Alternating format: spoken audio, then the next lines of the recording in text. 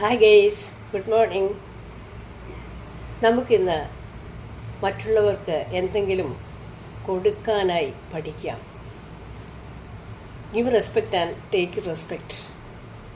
നമ്മൾ കൊടുക്കുമ്പോഴാണ് നമുക്ക് ലഭിക്കുന്നത്. ഒരിക്കലൊരു ഗുരു തൻ്റെ 3 ശിഷ്യന്മാരെ 3 വഴികളിലേക്ക് പറഞ്ഞു വിട്ടു. ഇങ്ങനെ പറഞ്ഞു, നിങ്ങളോട് ഇന്ന് എത്ര പേര് ചിരിച്ചു കാണിച്ചുവെന്ന് വൈകുന്നേരം തിരിച്ചു വരുമ്പോൾ എനിക്ക് കണക്ക് തരണമെന്ന്. അവർ 3 പേരും 3 വഴിക്ക് തിരിഞ്ഞു. അവർ രാവിലെ മുതൽ വൈകുന്നേരം വരെ നടന്നു, തിരിച്ചു വന്നു. ഗുരു ചോദിച്ചു, നിങ്ങളോട് എത്ര പേർ ചിരിച്ചു എന്ന്. അപ്പോൾ അവർ 3 പേരും ഏകസ്വരത്തിൽ പറഞ്ഞു, ഗുരുവേ, ഞങ്ങളെ ഇന്ന് ആരും ചിരിച്ചു കാണിച്ചില്ല.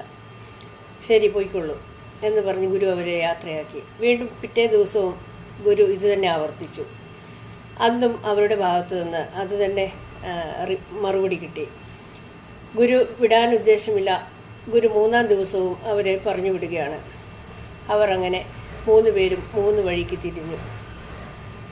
കുറച്ച് സമയം കഴിഞ്ഞപ്പോൾ ഒരുവൻ മാത്രം തിരിച്ചു വന്നു. ഗുരു ചോദിച്ചു, നീ എന്താണ് തിരിച്ചു പോകുന്നത്? അവൻ വളരെയധികം സന്തോഷത്തോടെ പറഞ്ഞു, ഗുരുവേ, ഇന്ന് എന്നെ ഒരാൾ ചിരിച്ചു കാണിച്ചു എന്ന്. അപ്പോൾ ഗുരു ചോദിച്ചു, എങ്ങനെയാണ് അദ്ദേഹം ചിരിക്കാനിടയായത്?